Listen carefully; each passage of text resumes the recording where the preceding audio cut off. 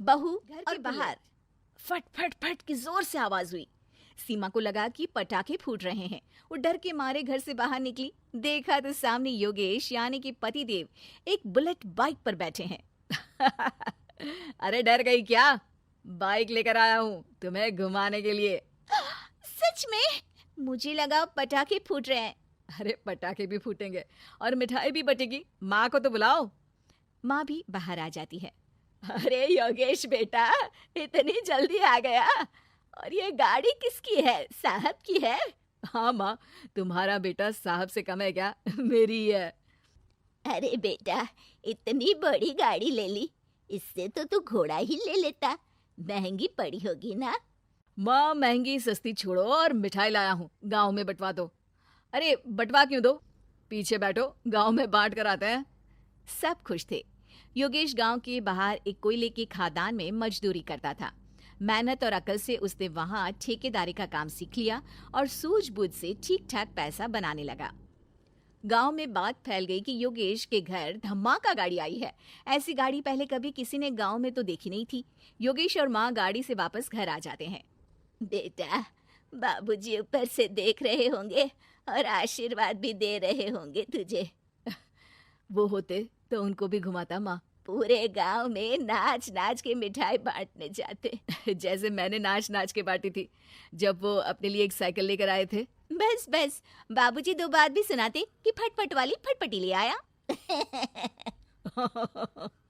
सीमा आगे कहती है, अपने लिए तो ये गाड़ी ले आए और मेरे लिए? अरे ये गाड़ी तुम्हारे लिए ही तो है। पक्का मेरे लिए है? अरे पक्का तुम्हारे लिए है। अगली सुबह जब योगेश सो रहा होता है तो उसे बाहर से गाड़ी की आवाज आती है। वो घबरा कर चिल्लाता है, चोर चोर, मेरी गाड़ी ले जा रहा है, चोर चोर। माँ भी जागती है और योगेश के साथ दरवाजे की तरफ भागती है। जैसे ही दोनों बाहर निकलते हैं तो देखते हैं कि सीमा गाड़ी चला रही है। अरे बहू, नाक कटवाओगी क्या? ये क्या कर रही हो? अरे गिर जाओगी, ये क्या कर रही हो तुम? सीमा गाड़ी को रोक कर कहती है, सारे गांव में घुमा लाई, कहीं नहीं गिरी। क्या? सारे गांव में घुमा लाई? अरे लोग क्या कहेंगे बहू? सोचा क्या एक बार? यही कहेंगे कि कितनी अच्छी गाड़ी है। अरे तुम्हारे बारे में। हाँ, कहेंगे ना कि देखो कितनी अच्छी गाड़ी पर बैठी है। बहू गाड़ी रखकर योगेश और सासू माँ के पास जाती है। तुमने कब गाड़ी चलाना सीखा? हमारे बाबूजी के पास पुरानी स्कूटर थी, सीख ली। फिर स्कूल में एक मास्टर जी भी ऐसी ही गाड़ी लेकर आते थे, उन्होंने सिखा दी। हाँ, स्कूल के मास्टर आजकल यही सब तो सिखा रहे हैं। पढ़ाई का कुछ सिखाते तो कुछ भला होता। अरे बहू, अब गाड़ी मत चलाना। हमारे परिवार में कभी किसी औरत ने पीछे से आगे की सीट पे आने की हिम्मत नहीं की है।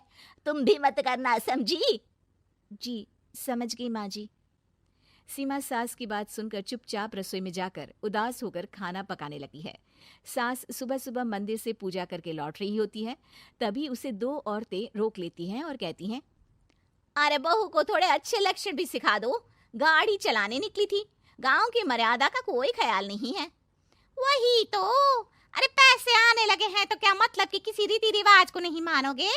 अरे समाज में रहना है तो समाज के ढंग से ही रहना पड़ता है। अरे लाज भी नहीं आई बहू को? चूल्हे चौके से निकलकर सीधे गाड़ी लेकर चौराहे चबूतरे नाप लिए, फट फट फट करते हुए। अरे कुछ कह देना उसे। अरे ये क्या कहेगी, बूढ़ी सास है, इनकी थोड़ी ना चलती होगी घर में।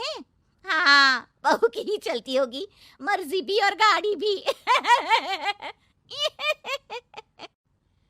सास सब सुनकर घर आती है और बहू को चिल्ला के बुलाती है, अरे नाक कटवा दी सबके सामने गाड़ी चलाकर। औरत जात गाड़ी नहीं चलाती। शहरों में तो 4 पहियों वाली गाड़ी भी चलाती हैं और हेलीकॉप्टर, हवाई जहाज भी। शहर में थोड़ी ना रहती हो मैडम साहिबा। आज के बाद गाड़ी से ही नहीं, यूं भी निकलना बंद तुम्हारा घर से। माँ सही कह रही है, कहीं भी जाना हो तो मुझे बता देना, मैं लेकर चलूंगा। आज माँ को तुम्हारे कारण कितनी बातें सुननी पड़ी। इतना कहते हुए योगेश वहां से चला जाता है। बारिश की वजह से कारखाने के रोड पर कीचड़ रहता है, इसीलिए योगेश गाड़ी घर रख कर जाता है और किसी से लिफ्ट लेकर कारखाने पहुंचता है ताकि नई गाड़ी गंदी ना हो। लेकिन शाम को इतनी तेज बारिश होती है कि उसे वापस आने का कोई साधन ही नहीं मिलता। बारिश बढ़ती जाती है। रात के 11 बज जाते हैं। रास्ते में एक नदी का ब्रिज है। अगर उस पर पानी आ गया तो योगेश कारखाने में ही फंस जाएगा। पूरी रात भूखे प्यासे बितानी पड़ेगी। घना अंधेरा, बिजली की कड़कड़ाहट और तेज बारिश। राजेश डर भी रहा था, ठंड से कांप भी रहा था। तभी उसे रोड से आती हुई एक रोशनी दिखती है। वो देखता है कि उसके सामने एक बाइक आकर खड़ी हुई है। वो ऊपर वाले को धन्यवाद देकर उस बाइक वाले आदमी की तरफ बढ़ता है, पर पास जाकर देखता है तो भौचक्का रह जाता है। सीमा, तुम यहाँ इतनी बारिश में गाड़ी पर? पहले बैठो तो, नदी ब्रिज पे आ जाएगी तो जाना मुश्किल हो जाएगा। योगेश गाड़ी के पीछे बैठता है। सीमा गाड़ी चला रही है। मैंने तो तुमको पहचाना ही नहीं। गाड़ी की आवाज तो पहचानी होगी ना। अरे पर मुझे नहीं पता था कि तुम आओगी। अच्छा किया कि तुम आ गई। माँ नहीं आने दे रही थी, पर हमेशा पति पत्नी की रक्षा थोड़ी ना करेगा, पत्नी को भी तो करनी चाहिए। योगेश को सुबह अपने किए पर पछतावा होता है। उसकी आंख में आंसू आ गए जो बारिश की बूंदों में बह गए थे। उसके बाद सीमा को सास ने और योगेश ने खुशी खुशी समाज की सीमा लांघने की मंजूरी दे दी। अब वो जहां भी जाती फट फट फट गाड़ी पे ही जाती।